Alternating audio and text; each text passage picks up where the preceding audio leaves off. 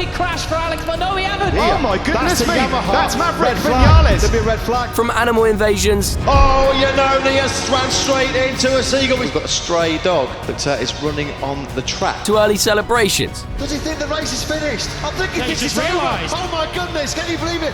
What a howler by Aleix Espargaro. Have you seen every one of these what the f moments? I doubt it, so let's take a look. Imagine this, your name's Andrea Iannone. It's 2015, you're racing around Phillip Island, and you're in a four-way battle for the lead with Marquez, Lorenzo, and Rossi. But out of nowhere, Australia throws an unscheduled aero test in your direction. Oh, Iannone has ran straight into a seagull. We saw that seagull sitting in the middle of the track. Iannone had no way to avoid it. He tried to duck. Safe to say he'll have a headache. Like, where the f did that thing come from? With a windshield full of feathers, Iannone didn't pit or panic. In fact, he keeps winding his way around the circuit locked in the four-way battle. And somehow, he manages to drag his Ducati to P3 behind Marquez and Lorenzo with a full face of fluff. Andrea Iannone takes third place. The aftermath? One battered fairing, one instant meme, and maybe the most Australian race photo you'll ever see. Jokes, hold my beer, because 7 years later at the very same track, some of the locals had their concussed flying friend in memory when they decided to give their best ray gun impersonation by hopping across the racing line in front of Aleix Espargaro in FP1. That was one very lucky wallaby, because Aleix Espargaro on the factory probably there was absolutely full gas sweeping to the hay shed, wasn't he? Maybe he should have been on the Aussie breakdancing team, would have been an improvement. Anyways, Aleix sits up, threads the gap, and everyone's blood pressure rises in unison. Thankfully, there was no contact, no red flag, just a paddock-wide exhale and a fresh reminder that Phillip Island is a nature documentary at race pace. Aftermath is all grins and headaches, jumping continents and rolling it back to 2015. In Austin, Texas, a four-legged track invader instantly became the most fearless rookie of the weekend. Well, there you go. Oh my golly. We've got a dog, a stray dog on the track. Oh dear, that's down at turn 13. The red flag has just come up. Practice stops, riders coast in, and the paddock flips from tiptoe in the wet to somebody grab that fucking dog. Thank God no harm was done. I love doggos, and this would have absolutely broken me. The pup gets swooped up and ends the day safely at the Austin Animal Center, with the internet appropriately nicknaming him Moto. We love you, Moto. The dog left with a name, the riders left with a story, and you, well, you shouldn't leave without subscribing and liking the video, because as you can hear, I'm not very well. Show some sympathy. But now it's the rulebook's turn to throw some serious what the fuck moments at everyone. And we start with the day that a brand new mandatory pit window became a mid-race homework assignment. It's 2013. We're in Australia once again, and the fresh tarmac on track is absolutely chewing through the tyres. They were melting quicker than a 4-year-old's ice cream at a beach. So, Bridgestone told Race Direction that rear slicks were only safe for a limited stint on the new asphalt. They then decided to shrink the GP to 19 laps and enforce a mandatory bike swap between laps 9 and 10. Moving on, the race is underway, and Lorenzo and Pedrosa hit the window. No dramas there. But Mark? Well, he stays out 1 lap too long. Well, they've got to come in now. Marquez has stayed out there. Marquez has stayed out on the track. I do not believe this, but surely Marquez has gone a lap too far. What is going to happen now? That must be a miscommunication between himself and the team. Marquez had to come in here from what I gather. Yeah, completely. And he's surely going to be penalised That was now. the end of lap 10. And gets a black flag for it. Marquez has been black flagged. Just came up, and it is Marc Marquez will not be getting any points, and if Lorenzo wins, he's been black flagged because he ran over the time, didn't he? He came in 1 lap too late. The fallout, pretty brutal. Media framed it as embarrassing for the tyre suppliers and organisers, while the paddock was split between farce and wild spectacle. At the end of the day, Lorenzo won, Marquez was DQ'd, and the title fight was back on, which is exactly what I wanted to see. Anyways, let's skip a few years to 2018 and head over to Tomás de Rio Hondo in Argentina, where an entire grid basically decided to play musical chairs. Before I show you what happened, I have to give you some context though, because this is a tough one to unpack. Basically, the heavens opened and it was absolutely chucking it down. It was wet as fuck. Of course, every driver had decided to start the race on wet tyres. Everyone except Jack Miller. It was a gamble, plain and simple. The rain was letting up and he didn't know the track was going to dry as fast as it did. But lo and behold, it was a magician's move. So as drivers were coming round to the starting grid, every single one of them except Jack, who was already on slicks, dived into the pits to change tyres before the race even began. A lot of guys pulling their bikes off the grid, and they're heading back. to change wheels and start from, you know, on the warm-up lap from the pit lane. This had literally never happened before, so the officials were like, okay, let's hit the reset button, and send everyone back except Jack. So when they all lined up for the start, it looked like a group photo with that one awkward guy that nobody likes standing off on his own. Oh yeah, and to add to the chaos, Marquez just wanted to include that guy. Oh, Marquez has got it. Marquez has stalled it. Marquez has got a problem. Marc Marquez has got a big problem here. How much he's more got drama? it going. He's got it going. He's got it going, but he might have to start from pit lane. He's come off his grid position. Is he? Pit lane. Yeah, he's got to start from pit lane. Unbelievable drama here. Or is he going back onto his grid slot? Hang on a minute. I thought he was being pointed to pit lane. Has he got away with that one? I tell you what, guys, a lesser skilled person wouldn't have been able to start that bike on his own. God, where's Marc Marquez's head and his heart rate at right now? Like, how does that even happen? Eventually, the race got underway, and Marquez, needing to recover his whoopsie at the beginning, made contact with not one, but two drivers. Whoa! And that was almost curtains for the pair of them. Marc Marquez saw a gap. Surely it wasn't big enough. He almost did. He puts his arm up. It was his mistake. Oh, he's gone. He's going to knock him off. Oh, on earth has he done it? He's done it again. And Rossi's on the grass. Down. And that's Marquez's crash again. He's done exactly the same thing again. He crossed the finish line in P5 with a grand total of 3 penalties, which saw him drop down to P18, while Cal Crutchlow took the top spot on the podium, and Jack Miller finished P4. It's hard to top that, but I'll do my best. Barcelona 2022. Home crowd roaring. Espargaro running P2. Final minutes. This is the moment you lock in a podium, if you keep your head. It's been superb from the Yamaha man.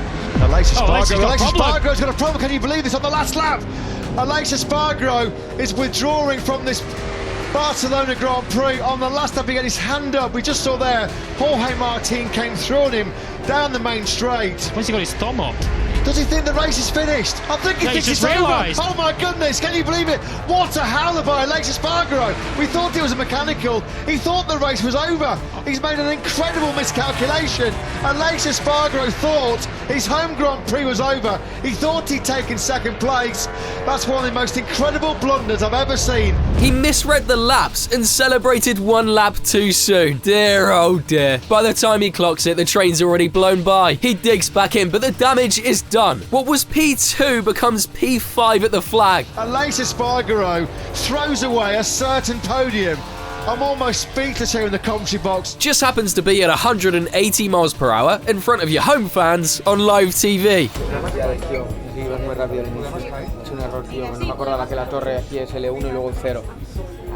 Y tenía la pizarra la primera y he visto más 06 de Martín, no pude ver las vueltas y he mirado en la pizarra, he mirado arriba y le he cagado, tío. Pero bueno, unos carreras. Ya te cogeré en otra. But Aleix's slip-up wasn't Catalonia's first weird moment. Just rewind a year and we got a full wardrobe malfunction mid-race. Late in the race, Quartararo's suit bursts open and the chest projector ejects. This was earlier on. See, a bit uncomfortable. He's got his leathers open there. What's going on? Fabio Quartararo has got some sort of issues. He's taking his chest protector out there. He keeps pushing and crosses the line on the podium. Then the stewards get busy. Parece que Fabio ha soltado un trozo de asiento, ¿vale? Solo que lo sepáis. Un trozo de asiento, vale. Vale, ha sido lo que se ha visto en la curva 3. Buscamos, gracias.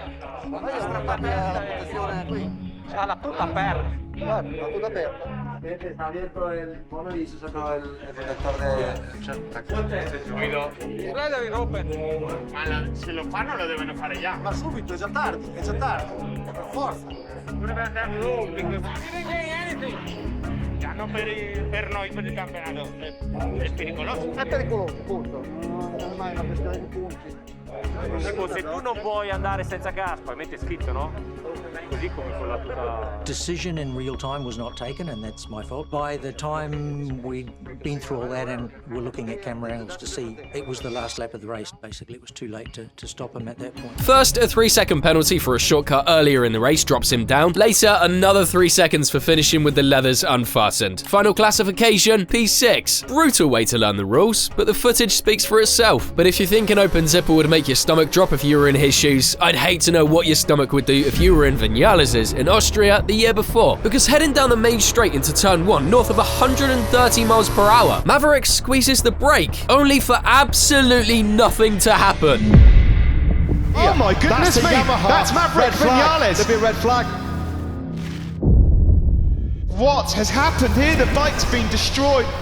The only thing to say is that I would have absolutely shat myself. Obviously, the red flag is waved and the restart rolls without him. In terms of injuries, well, I'll let Vinales fill you in on that. Well, actually, I lose completely the brake. At the end was no brakes at all, so I jumped from the bike. I didn't have any chance to stop the bike.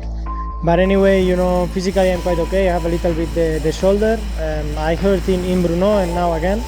So we will try to come back at my maximum in Misano. I think it's very important for us to don't lose the focus because championship is very long. Now arrive Misano, which is a track I really like, and I will go for the victory there. Scary, scary stuff. Moving on though, a few years later, Vinales had another straight line scare, this time involving Italian rider Marco Bezzecchi as well. And I hate to say it, but it's Phillip Island once again. This is the last entry from this circuit, I swear. It really is the gift that keeps on giving though. I can't just ignore this shit. So basically, it's the weekend sprint race, and there's 2 laps to go. Vinales takes 5th from Bezzecchi, and they rocket towards turn 1, only for a slipstream to go horribly wrong. Oh, that's huge! That is a massive crash. That is a huge incident involving Maverick Vinales and Marco Bezzecchi. Whoa, middle finger. Cool your jets, Maverick. Jokes, I'd be pretty pissed off as well. As you can probably tell, Vinales walks away without any big injuries. Bezzecchi, on the other hand, stays down. Medics are on him fast, and the helicopter spins up. He's airlifted to Melbourne for checks. The updates later on, no fractures and discharged the same day. Thank God. But what the hell happened in this freak accident? Well, basically, Marco got stuck in Maverick's slipstream. And when you're traveling that fast, heading into a corner, that's a dangerous place to be. But what was weird here is that Marco's front end just wouldn't budge to the right when he tried. And that's what caused the crash. Definitely a weird one, but alas, we move. New postcard, new problem. Portugal. Same weekend vibe, but a completely different kind of pile-up. Portimao 2022. Moto2, turn 2. Rain teased, grip vanished, and the class gets a cruel lesson in timing. Have a gander. He's going. Oh, no, what's happening there? Is it raining? It's raining. It's raining. It's pouring with rain. The top 3 men have all gone down. They're all down. They're all going down. This is going to be stopped. Oh, dearie me. This has got to be stopped. So how the hell did this happen? Well, a sprinkle of rain hit the corner shortly before the riders arrive. Everyone's still on slicks, and the first bike goes over a damp patch. The rear snaps out, sending a spray up in the air, and then almost everyone behind has to deal with it. It was like the grip map, racing line, and ideal speed changed in a matter of seconds, which, let's be honest, is the furthest thing from an ideal scenario. The fallout, red flag straight away, about a dozen riders down, title guys included. Aron Canet breaks a wrist, and per the regs, most crashes can't restart. Race direction resets it for a 7-lap dash, and Joe Roberts bags the win. But our race winner here in a 7-lap dash for cash in Portimao, it will be Smoking Joe Roberts, who wins a first American race. While the paddock argues whether the call came fast enough for how quickly conditions flip. It had started raining a little while before the crash, so if I'm being real, it is a fair argument. But from pile-ups to party tricks, here's some saves that had me sitting in front of the TV, scratching my head, wondering, how the fuck did he do that? Like Stephen Odendahl defies logic when he did this in the Moto2 back in 2019. Oh my goodness! Oh wow! Oh my, oh no! Oh my goodness, tell me he saved it. Fantastic from Stephen Odendahl. Marquez, of the Alex variety, followed that up later in the year over at Motegi with this wizardry. Oh, we've had a big crash for Alex, but no we haven't! Oh my goodness! Is he going to save it? Randy Mamola, eat your heart out. Oh my goodness! What? Come on Alex, get it stopped! Oh, wow! There should be a Randy Mamola award, shouldn't there? It's absolutely cooked. Like, they're both, without a doubt, front tire arguments everyone else on the planet loses. But maybe, just maybe, they got some inspiration from one Nicolas Ayo back in 2015. He was leading the Moto3 GP when he decided to take this shortcut to the checkered flag. Oh, that's Nicolas Ayo out of the seat. Number 31, is not, surely he can't stay on that bike. How is Nicolas Ayo? He's surfing on that. Oh, that is unbelievable. I have never ever seen anything like that in my Grand Prix career. How do you manage to avoid the wall there? It beats me. While Ayo thankfully veered clear of the wall at Le Mans a few years later, Jakub Kornfeil simply didn't have time to veer clear of his obstacle, but still managed to pull off arguably the greatest ever save I've ever seen in my life. We start the fight! Oh! Oh my goodness! goodness me, what have we just seen there? How has Jakob Koppel stayed on? I'm pretty sure you're supposed to keep both wheels on track, Nicholas, but you do you, bro. Alright, gravity cheated, hearts restarted, now let's talk traffic. How about passing everyone? Enter Brad Binder at Jerez 2016, Moto3. He's starting dead last in P35 and has a one-shot redemption arc. It is round 4 of the championship. Buliga starts from pole. Brad Binder has been forced to the back of the grid due to technical problems, and away we go. Brad had been dumped to the back for a technical mapping infringement in practice, but there was no sulking, just a mission. It was time to be ruthless, but clean. So that's exactly what he did. Late brakes into turn 6, switchbacks through the stadium. He's carving through the field like the KTM's on rails. Here they come flying down into... There's Brad Binder just up behind Andrea Locatelli, and as we come across the line to complete lap 1... Binder picks up one more place. Jules Danilo is his next victim up at the first corner. Really good mid-corner handling. He can carry a lot of corner speed. Cornfile fought back momentarily on Brad Binder, but Brad Binder says, thank you very much, I'm coming back up the inside. Looking to use that great braking stability. Binder is up into 4th place. Brilliant stuff. The South African from 35th on the grid is now into 4. Navarro's late on the brakes, but Binder's up the inside, and now they almost touch, and Navarro gets nudged wide. Now he knows who's in the game, as Bagnaia makes up a place as well. Brad Binder from 35th to 1st, he's done it! This wasn't just another win, this was his first career Grand Prix victory. He went last to first in what was truly the greatest ever mic drop moment in MotoGP history. Now look, we've seen a ton of what the fuck moments so far, but I haven't shown you a driver deliberately putting someone else in danger. Misano 2018, Romano Fenati. If you know, you know. If you don't, well, I don't know what to tell you, because this is fuck. Irresponsible riding. Well, this was after, this was after the event. Yeah. Oh wow!